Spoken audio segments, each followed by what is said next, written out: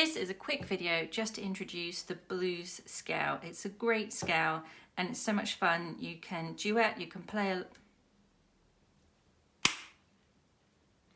This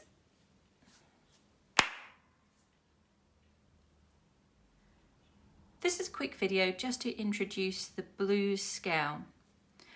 I'm going to play it on C today, starting on C, and I'll show you which fingers I use that I find most easy. It's a great scale, it's great fun to play, and once we've got the left hand going, you can improvise. So we start with C. I've got my second finger sitting here on E flat. Third finger is on F. Fourth finger here on F sharp right next door. So you can see that position there is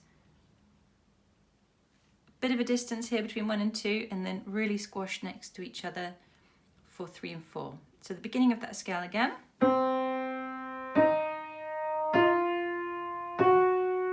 You can even just get used to that part of the scale and come back down. That already sounds really good, I think. That's the first part of the scale. Bring the thumb under now to G, and I would land straight away on B flat and finger 3 on E. So that's the last 3 notes of your scale. G, B flat, E. You can just circle around these notes just to get used to these notes in this shape. Then when you want to come back down, I tend to bring 4 over because then I know I've got all of those notes ready. So let's play through, see if you can play along together. So ready and.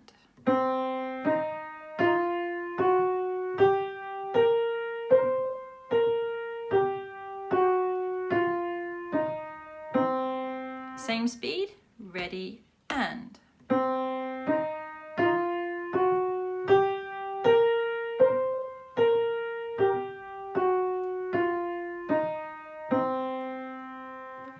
So we'll have a look at how you could play along with the left hand.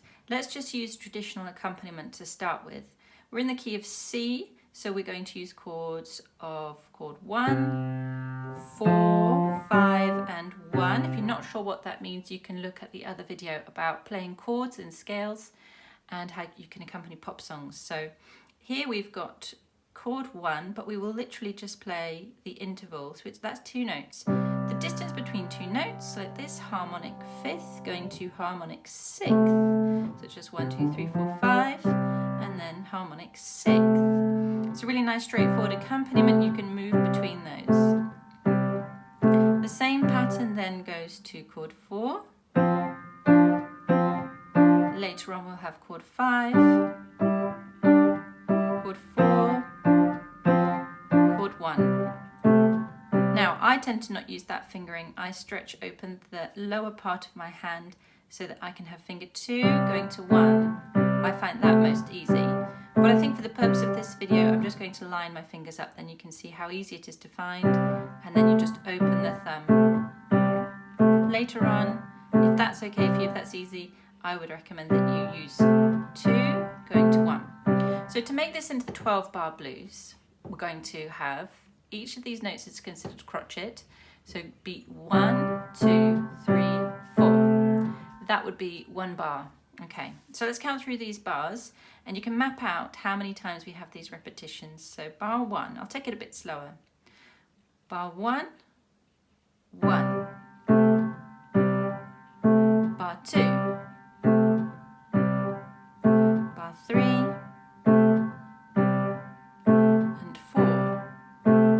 For bar 5, we move to chord 4, bar 5, bar 6, bar 7, we come back to chord of C major, bar 7, bar 8. For bar 9, we're going to come up to G major, bar 9,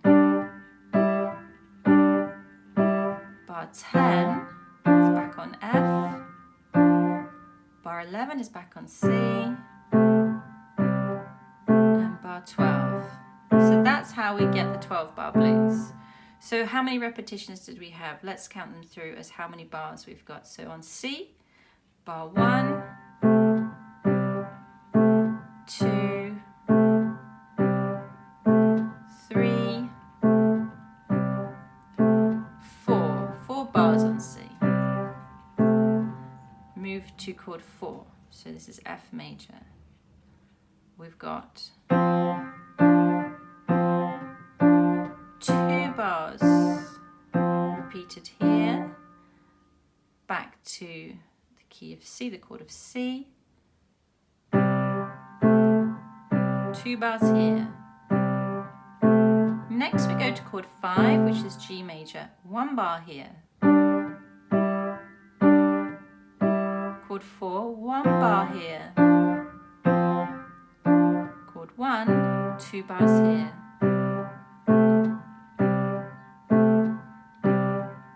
So with this pattern, you can play any notes from your blues scale and they're going to fit. Don't be too ambitious to start with if you're brand new to this. Also, you can take it in any register you like, of course. I might move higher and you can keep moving. So you don't need to be too ambitious, like I said. You can just choose a single note and think about rhythms, particularly if we're also introducing this to friends or other students. Okay, so we'll keep this left hand going. Either you can do that as a teacher or a friend and family member. And the other person can just start playing with notes from the blues scale.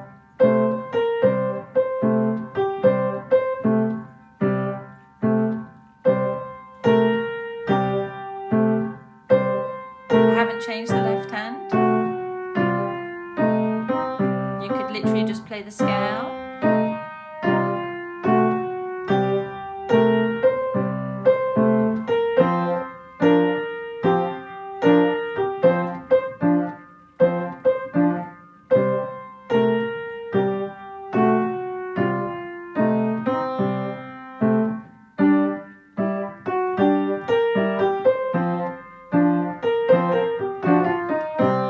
My left hand's doing, I'm going to take it down so it might go off camera. It's the same pattern. So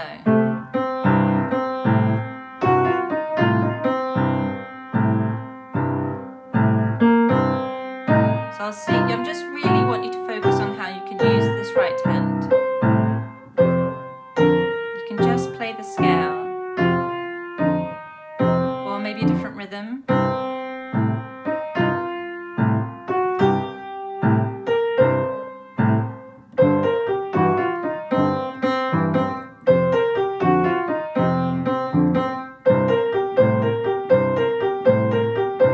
Repetition is really useful. Then we get these little slides. So I'm sliding, we call it a slide. I'm not really sliding, you can slide.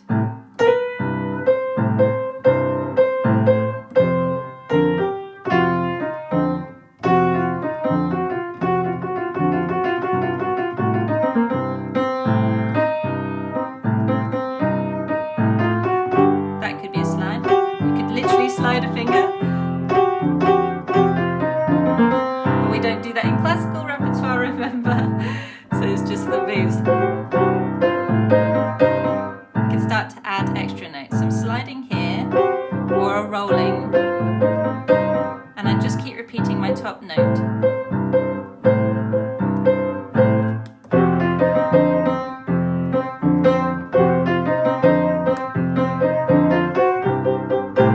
You can repeat. This is very typical.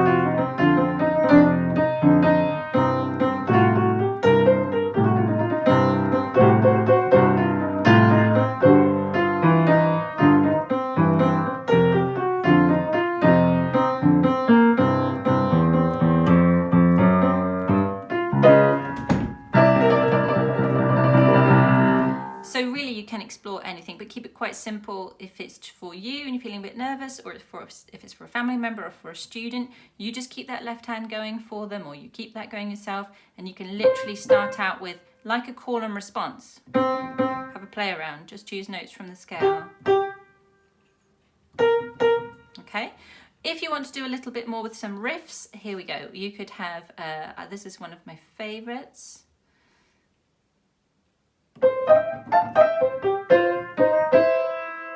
And then a chord at the end. That's one of my favorites. Okay, so this is a great pattern as well. Thumb on C, we're going to slide literally that third finger from the flat to the natural, pressing my fifth finger at the same time.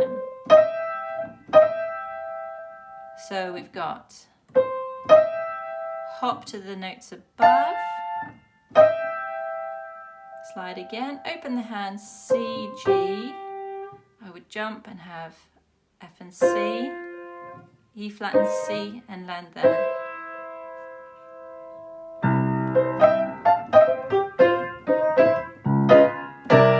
And that's nice at the end with the chords. So, but just keep it simple, like I said, and enjoy, have fun. If you want to know a little bit more about how this is put together so you can transpose it into different keys, let's just talk about what those component parts are. So between the first two notes, we need to find a minor third. Sounds minor, and also you can count the steps. So a minor third, whole tone, we call that whole tone or whole step, which is actually, you can count that as a whole tone. So minor third, whole tone, whole tone. If you want to know more about the component parts of that scale, this is useful for transposing it into different keys. Between the first two notes, we've got the minor third, then up a whole tone, so we just call it a tone or a whole step, then up a semitone, one little step, then up a semitone, one little step, minor third again, minor third, and then up a whole tone at the end.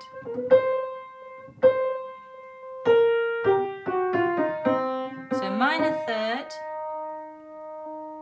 up a tone, up a semitone, up a semitone, up a minor third, up a tone. So if we want to transpose that into a different key, let's take that into A minor. Up a minor third, up a tone, up a semitone, up a semitone, up a minor third, up a tone. Then you would get used to that pattern.